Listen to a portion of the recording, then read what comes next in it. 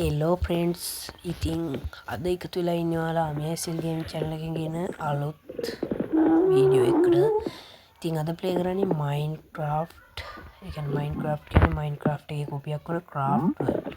ඉතින් මේක සුපිරිම සුපිරියක් තමයි. ඉතින් දැන් ඔයාලට මම පෙන්නන්න යන්නේ ඌරු රාජධානිය කියන අපි අර පෝටල් එක හදලා යන්නේ ඒ ඌරු රාජධානියේ උඩටම ගිහපුවම උඩම තට්ටු කියන උඩටම ගිහිල්ලා පෙන්වන්න යන්නේ ඔයාලට. ඒ සමහර තැන් වල කියන්නේ අපි හදන පෝටල් වලට ඌරු රාජධානිය මාරු වෙනවා. ඒ කියන්නේ තැන් වල එක එක ඌරු රාජධානි වලට යනවා. ඉතින් දැන් මම යන්න හදන්නේ මට හම්බෙච්ච ඌරු රාජධානිය මුදුරට. මේ තියෙන්නේ ඌරු රාජධානිය මුදුර. තනිකර වටේට ලාවා වගේ රතු පාට වෙලා මේ වෙලා තියෙනවා. ඔයාලට පේනවා ඇති ඌරු රාජධානිය. මේ තියෙන ඌරු නූරෙක් එළියට ආවා. ඒ ආරක්ෂක ඌරුව. දැන් මම ක්‍රියේටිව් මොඩ් එකක් ගන්න ඉඳ ඌරුව මාව පේන්නේ නැහැ. හැබැයි සර්වයිවල් මොඩ් එකක් ගහුවොත් ඌරුව මාව අඳුර ගන්නවා. ඒතකොට මට පහර දෙනවා. ඒතකොට මම ඌරුත් එක්ක ෆයිට් කරන්න වෙනවා. ඉතින් මම හිතාගෙන ආවේ මේක TNT දාලා පුපුරලා දාන්න. එන්නට අය කමන්නේ එක්කෝ තිබ්බදෙන් කියලා පවුනේ කියලා ඔහෙ තිබ්බා. ඉතින් දැන් ගයිස් පල්ලට ගිහිල්ලා මම ඔයාලට පොඩි දෙයක් පෙන්නන්න මේ ඌරු රාජධානිය කොච්චර උසද කියලා. ඉතින් මේ විදිහට පල්ලයට ඔයාලට පෙන්වන්න ඉතින් අපි බෙඩ් හදනවා වගේ පාත්ති හදනවා වගේ මෙයාලා හදලා තියෙන ලාව පාත්ති. ඔයාලා දැක්කද දන්නේ අර තියෙන්නේ හැබැයි සාමාන්‍ය ලාවට තියෙනවා. මේක පල්ලට යන්න පුළුවන්. එතුළට අස්සට පල්ලෙහාට යන්න පුළුවන්. උනාට දැන් මම පල්ලට යන්නේ නැහැ. මම පල්ලට යනකොට පල්ලට යන වීඩියෝ එකකුත් ඔන්න ගන්න එන්නම්. ඔයාලා කමෙන්ට් එකක් දාලා යන්න ඕන නම්.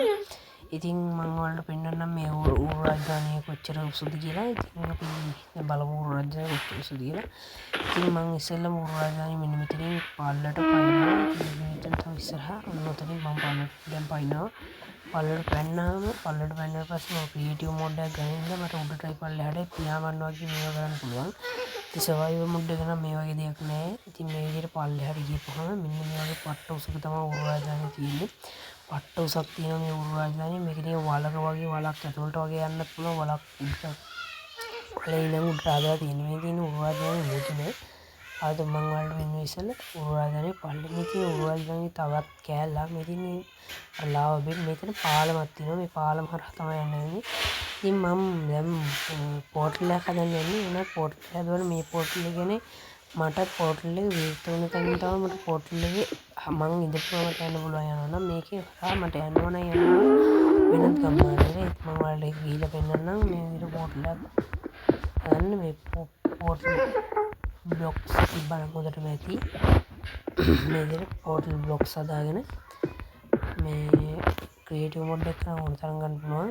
මේ විදිහට ලයිට් එක හදාගෙන මේක ගන්න පොඩි ඩෙකොරේෂන් කැලලක් මෙහෙම ලස්සන කරලා අපි මේ විලේජ් එකට යමු. විලේජ් කීයක් වගේ සෙට් වෙයිද දන්නේ නැහැ. ඒක වෙලා බලන්න මේක කියලා ගිහින් ටග් ගාලා ඉක්මනින් ලෝඩ් වෙනවා. ලෝඩ් වුණාට පස්සේ ඉතින් මෙතනින් මම එළියට ආවා. එළියට ආවට පස්සේ මම ක්‍රියේටිව් මොඩ් එක ගනින්න පියාඹලා යන්න පුළුවන්. මට දැන්ටම පේන විදිහට විලේජ් එකක් ඉස්සරහින් පේනවා. මෙතන විලේජ් එකක් තියෙනවා. මේ හැබැයි මම ඉඳපු විලේජ් එක නෙමෙයි. මම කියන්නේ මම පෝටල් එක හදාගෙන ආපු විලේජ් එක නෙමෙයි. අර පැත්තේ විලේජ් එකක් තියෙනවා. අර කන්දෙන් එහා පැත්තේ මෙතන මේ තියෙන මෙතන විලේජ් එකක් තියෙනවා. විලේජ් දෙකක් හම්බුණා දැනට.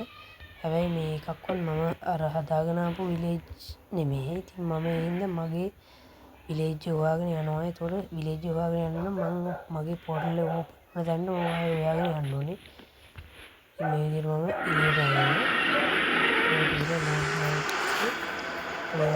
මම ආපහු මේකට ඌරු රාජධානිය යනවා. ඌරු රාජධානිය තියෙන තැනට යනවා. ඉතින් ඊට පස්සේ මම මේ විදිහට මේ කියන්නේ මම පෝටල් එක හොයාගන්න බැරි වෙයි කියලා මම පම්කින් කියන්නේ ඔය ආලෝකමත් පම්කින් දිගට දාගෙන ආවා. ඒ කියන්නේ මට ඌරු රාජධානිය හොයාගන්න බැරි වෙයි කියලා. ඉතින් මම ඒ දාපු තමයි. ඒතකොට ඒ කියන්නේ මට මගේ පෝටල් එක හොයාගන්න බැරි වුණොත් කියලා මම හැමතැනම පම්කින් දාලා ආවේ. ඒ කියන්නේ මේ තියෙන මම පම්කින් දාපුවා තමයි. ඉතින් මම දාපු පම්කින් මම හොයාගන්න. ඒතකොට මට පුළුවන් ටක් ගාලා ඉක්මනට පහසුවෙන් මගේ පෝටල් එකේ තියෙන තැන හොයාගන්න. නැත්තම් ඉතින් වටේයක් යන්න වෙනවා මට පෝටල් එක හොයන්න ගිහිල්ලා. දැන් මට පම්කින් දාලා තියෙනවා. ඒ වුණාට අනිත් පම්කින් සෙට් එකේ තියෙන තැන හොයාගන්න බැරි ඉන්නේ. පොඩ්ඩක් වටයක් කරගෙන බලපුවම හොයාගන්න පුළුවන් වෙයි කියලා හිතනවා. මේ හරි පොඩ්ඩක් උඩ පල්ලෙහා බලපුවම අතන පම්කින් ගෙඩියක් පේනවා උඩ. ඒ පම්කින් ගෙඩිය ගාවට ගියොත් අපි බලමු උඩ පේනවා කියලා පම්කින් තව තියෙනවා. එම්ම පේන්න නම් තිබෙන්නේ නැහැ පම්කින්. බලමු මේ පැත්තත් මේ තියෙන පම්කින්. හරි මචං මම මේ පැත්ත දැන් ආරදින් අතන උඩ තියෙන පම්කින් මම මේ පැත්තෙන් තමයි කියන්නේ ඇවිල්ලා තියෙන්නේ. මේ විදිහට පම්කින් දාලා තියෙන හින්දා මට හොයාගන්න ලේසි. බලමු මගේ පෝටල් එක ගන්න අතන උරෙක් ඉන්නවා ආරක්ෂක උරේ. මේ හරි වගේ පෝටල් එක තිබ්බා. ආරදින් මම පෝටල් එක එන්න කලින් කඩලා ආවේ මොකද නැත්තම් පෝටල් එක අර වෙනත් සත්තු අපේ ලෝකෙට ඇතුල් වෙන්න පුළුවන්. ඉතින් මම මේ විදිහට පෝටල් එක ගෙනියලා මේක සුපිරියක් කරලා පෝටල් එක හදලා තියෙන්නේ. වලපේන ඇති සුපිරියටම හදලා තියෙනවා මේකේ ආරක්ෂක කියන්නේ මගේ අර නිල ඇඳුම් සෙට් එක මම ඩමිස් වල දාලා කැම්මට හදලා තියෙනවා. දොරවල් 3ක් සෙට් කරලා තියෙනවා. එතකොට මේකට ආරක්ෂක 3 දෙනෙක් ඉන්නේ. ඒ කියන්නේ අයන් ගොලුම්ලා 3 දෙනෙක් ඉන්නවා වලපේන ඇති. ඉතින් මේ විදිහට මේ පැත්ත වලපේන ඇති අර එහා පැත්තෙන් පේන්නේ මගේ බෙඩ් එක. කියන්නේ පාත්‍ය තාම මොකද හදලා නැහැ. හදන්න පටන් ගත්තේ නැහැ. මේ හදන්න පටන් ගත්තට පස්සේ මම ඔයාලට දාන්නම්. මේ පොළු ගමට මම ක්‍රියේටිව් මොඩ් එකේ ආපු ගමන් කරේ අයන් ග්ලූම් හදපු එක. ඒතකොට ආරක්ෂාව වැඩිනේ.